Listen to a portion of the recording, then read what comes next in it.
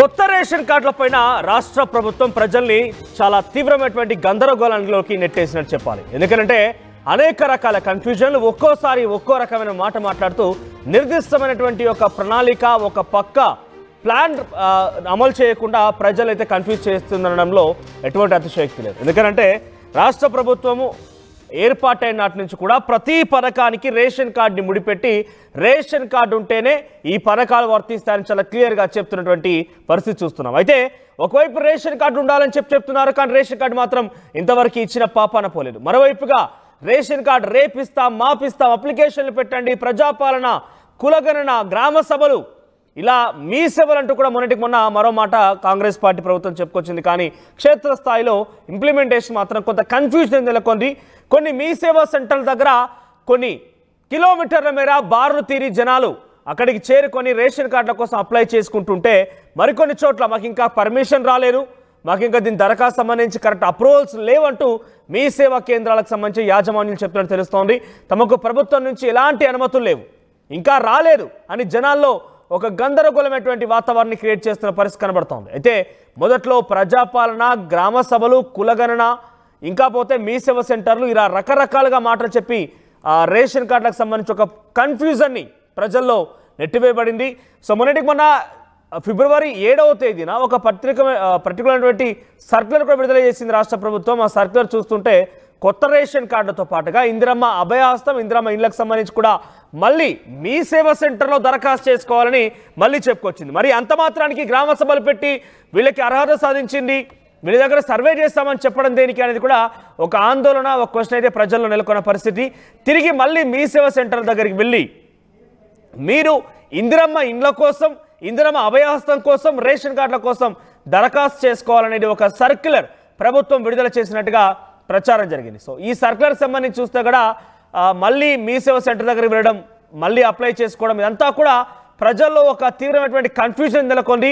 So ఈ కన్ఫ్యూజన్కి సంబంధించి మీరు నిజంగానే మీ సేవ సెంటర్ దగ్గరికి ఎవరైనా ఆధార్ కార్డు నెంబర్ అడిషన్ కోసం, ఫ్యామిలీ మెంబర్ అడిషన్ కోసం కానివ్వండి, లేదంటే మీ ఫ్యామిలీ ఎవరైనా కనుక మరణించి ఉంటే వాళ్ళ యొక్క పేరు తొలగించడం కోసం ఎవరైనా కనుక వెళ్ళారని నిజంగానే క్షేత్రస్థాయిలో అమలు అవుతోంది, ఒకసారి మీ అభిప్రాయాన్ని కూడా కామెంట్ రూపంలో తెలియజేసే ప్రయత్నం చేయండి. నేను మరిన్ని అప్డేట్స్ ప్రతినిధి మధు దగ్గరికి వెళ్తాను. ఎస్ మధు, ఏం జరుగుతోంది? ప్రజల్లో ఒక బిగ్ కన్ఫ్యూజన్ నెలకొంది. మొదట ప్రజాపాలన అభయహస్తం దరఖాస్తులు తీసుకున్నారు, ఆ తర్వాత గ్రామ సభ ఏర్పాటు చేసి గ్రామ సభల్లో కూడా దరఖాస్తు తీసుకున్నారు, కులగణన కూడా ఒక కాలంని మెన్షన్ చేస్తారు రేషన్ కార్డు ఉందా లేదా అనే విషయాన్ని. ఆ తర్వాత మొన్నటికి మొన్న మళ్ళీ గ్రామ సభలు పెట్టి మళ్ళీ అప్లికేషన్ తీసుకున్న పరిస్థితి. సో ఇవన్నీ అప్లికేషన్ల వరకే పరిమితమైంది, కానీ ఇంకా ఇచ్చిన దాఖలాలు లేవు. మళ్ళీ మీ సేవ సెంటర్ అంటూ మరోసారి కొత్తగా తెరమీరికి వచ్చింది. మీ దగ్గర అప్డేట్స్ ఏంటి? ఎంత మేరకు రేషన్ కార్డు అప్లికేషన్ కొనసాగుతున్నాయి?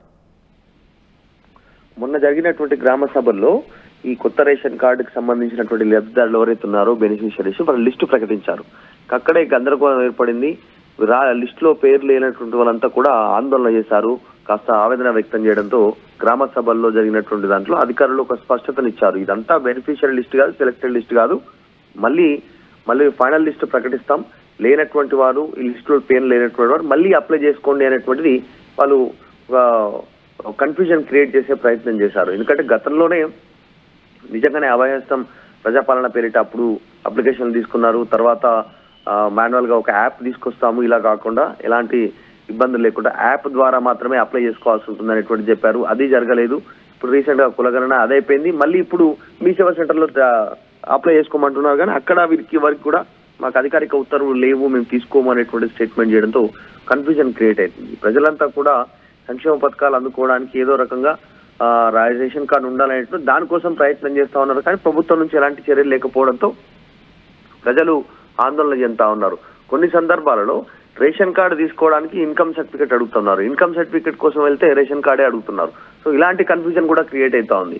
మేము వచ్చిందే రేషన్ కార్డు కోసం, మళ్ళీ మీరు ఇన్కమ్ సర్టిఫికేట్ అడుగుతా ఉన్నారు, ఇన్కమ్ సర్టిఫికేట్ కోసమే మళ్ళీ రేషన్ కార్డు కావాలంటే ఎలా అనేటువంటి కన్ఫ్యూజన్ క్రియేట్ కావడంతో ప్రజలు ఆందోళన చెందుతా ఉన్నారు. మార్చి 31 వరకు కొన్ని సంక్షేమ పథకాలు అమలు చేస్తా ఉంటే ఇప్పటికీ 600 గ్రామాల్లో బెనిఫిషియరీ లిస్టు ప్రకటించారు. ఇదంతా కొత్త గందరగోళం క్రియేట్ అవుతుంది. ఇంకోటి, కుటుంబ సభ్యుల పేర్లు యాడ్ చేసుకోవడానికి సపరేట్ అయ్యారు కొంతమంది, ఉమ్మడి కుటుంబం నుంచి ఇప్పుడు ఇండివిజువల్ గా వాళ్ళు సపరేట్ గా ఉంటున్నారు, వాళ్ళ పేర్లు యాడ్ చేసుకోవాలన్నా అంటే మధు కొంత క్లారిటీ ఇచ్చే ప్రయత్నం చేద్దాం. ఇప్పుడు మీ సేవా కేంద్రాల దగ్గర ప్రెసెంట్ అప్లికేషన్లు జరుగుతున్నాయా లేదా? మీ సేవా సెంటర్ల యాజమాన్యులు అయితే మాకు ఎటువంటి అప్రూవల్స్ రాలేదు, ఎటువంటి పర్మిషన్స్ రాలేదు, మేము ఇక్కడ దరఖాస్తు తీసుకోవడం లేదు, ప్రభుత్వం నుంచి అనుమతులు లేవని కొంతమంది మీ సేవా సెంటర్ దగ్గర యాజమాన్యులు చెప్తున్న పరిస్థితి. ఇంతకు అప్లికేషన్లు జరుగుతున్నాయా, అప్లికేషన్ చేసుకోవచ్చు అని ప్రభుత్వం అనుమతి ఇచ్చిందా? ఎగ్జాక్ట్. అంటే మొన్న మీ సేవా సెంటర్లో అప్లై చేసుకోవచ్చు అనేటువంటిది అధికారులు చెప్పే ప్రయత్నం చేశారు.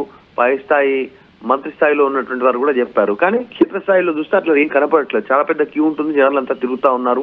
ఎంఆర్ఓ ఆఫీస్ తర్వాత ఇటు మీ సెంటర్లో, మీ సేవా సెంటర్ల చుట్టూ తిరుగుతూ ఉన్నారు. కానీ వారికి ఎక్కడ కూడా ఈ అప్లికేషన్ తీసుకోవట్లేదు. ఆందోళన ఉంది క్షేత్రస్థాయిలో ప్రజలంతా కూడా రేషన్ కార్డు కోసం. మొన్న ముఖ్యమంత్రి కూడా మాట్లాడుతూ ఈసారి దాదాపు 40 లక్షల కార్డులు ఇవ్వనున్నాం అనేటువంటి స్టేట్మెంట్ చేస్తారు. మన ఆల్రెడీ 90 లక్షలకు పైగా కార్డ్స్ ఉన్నాయి.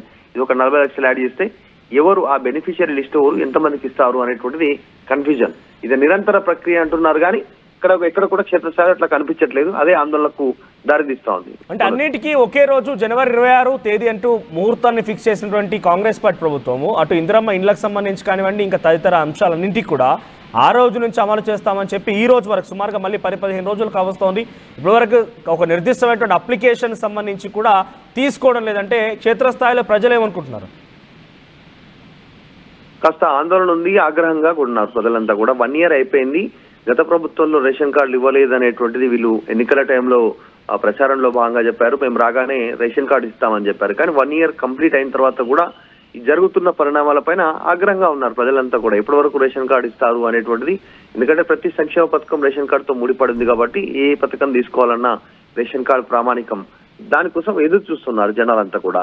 ఇది క్షేత్రస్థాయిలో దాని ఇంప్లిమెంటేషన్ సరిగా జరగకపోవడంతో ఇప్పటికే 2-3 సార్లు అప్లికేషన్ ఉండడం, అప్లికేషన్లు రోడ్ల పైన దర్శనం ఇవ్వడం, రోడ్డు పక్కన దర్శనం ఇవ్వడంతో కూడా ఆందోళన చెందారు. ఇప్పుడు మళ్ళీ తీసుకుంటామన్నారు కానీ ఆ ప్రక్రియ కరెక్ట్ వేలో జరగకపోవడం పైన ప్రజలంతా కాస్త అసంతృప్తితో ఉన్నారు, తీవ్ర ఆగ్రహంతో ఉన్నారు.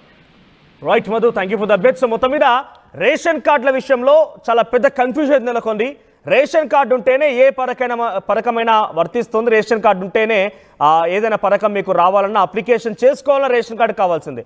ముఖ్యంగా అన్ని రకాల అర్హతలు ఉన్నప్పటికీ వారందరికీ కొన్ని పథకాలు వర్తించకపోవడానికి గల ప్రధానమైన కారణం ఏంటంటే రేషన్ కార్డు. గత 10 ఏళ్లలో కేసీఆర్ రేషన్ కార్డు ఇవ్వలేదని చెప్పి కాంగ్రెస్ పార్టీ ప్రభుత్వం చెప్పుకొచ్చింది. ముఖ్యమంత్రిగా ఉన్నటువంటి రేవంత్ రెడ్డి కూడా పదే ప్రస్తావించుకొచ్చారు. కానీ క్షేత్రస్థాయిలో రేషన్ కార్డు అమలు చేస్తామని చెప్పి కొన్ని తేదీలు ప్రకటించింది, కొన్ని ముహూర్తాలు ఫిక్స్ చేసింది, కొన్ని రకాల అప్లికేషన్ కూడా తీసుకుంది. ఇప్పటికీ కూడా రేషన్ కార్డు ఇంకా ప్రకటించలేదు. పోయిపెచ్చు రేషన్ కార్డు దరఖాస్తు కూడా తీసుకోలేదు. రేషన్ కార్డు దరఖాస్తు గురించి కొన్ని 2-3 సార్లు దరఖాస్తులు తీసుకున్న దాని గురించి ప్రస్తావించినా కూడా అసలు అవన్నీ కూడా ఇంకా లెక్క తీసుకోలేదు. వాటికి సంబంధించి నిర్దిష్టంగా చెప్పదలుచుకోలేదు. ఇంకా మేము అప్లికేషన్లు తీసుకునే దశలోనే ఉన్నామని చెప్పి మరోసారి ఒక మంత్రి చెప్తున్నారు. అంటే ఒక బిగ్ కన్ఫ్యూజన్ నెలకొంది. మీకు కొంత క్లారిటీ ఇచ్చే ప్రయత్నం చేస్తున్నాను నేను. ఇప్పటివరకు అయితే మీ సేవా కేంద్రాల దగ్గర అప్లికేషన్లు తీసుకుంటున్నామని చెప్పి మంత్రులు చెప్తున్నారు. ఇటీవల కాలంలో ఒక సర్కులర్ కూడా విడుదలైంది. కానీ క్షేత్రస్థాయిలోకి వెళ్తే మాత్రం మీ సేవా కేంద్రాల్లో కొన్ని చోట్ల అప్లికేషన్లకు తీసుకోవడం కోసం వెనుకాడుగుతున్నారు వారు. ఎందుకంటే అక్కడ అప్లికేషన్లు తీసుకోమన్న ప్రభుత్వం నుంచి కానివ్వండి నిర్దిష్టంగా మాకు ఒక సర్కులర్ అయితే రాలేదని వాళ్ళు చెప్తున్నారు. కానీ కొన్ని చోట్ల అప్లికేషన్లు తీసుకుంటున్నారు. ఒకసారి మీ సంబంధిత దగ్గరటువంటి లోకల్ మీ సేవా సెంటర్కి వెళ్ళి ఒకసారి మీరు ప్రయత్నం చేయండి. నిజంగా అప్లికేషన్ కనుక తీసుకున్నట్లయితే వెంటనే దరఖాస్తు చేసుకోండి. రేపో మాపో ప్రభుత్వం దీనిపైన ఒక నిర్దిష్టమైనటువంటి ప్రకటన. టీవీ యాప్ వార్తల్ని క్షణాల్లో చదివే అవకాశం ఉంటుంది. ఒక న్యూస్ పేపర్, ఒక టెలివిజన్ ఛానల్ మీ చేతుల్లో ఎప్పుడు ఉంటుంది.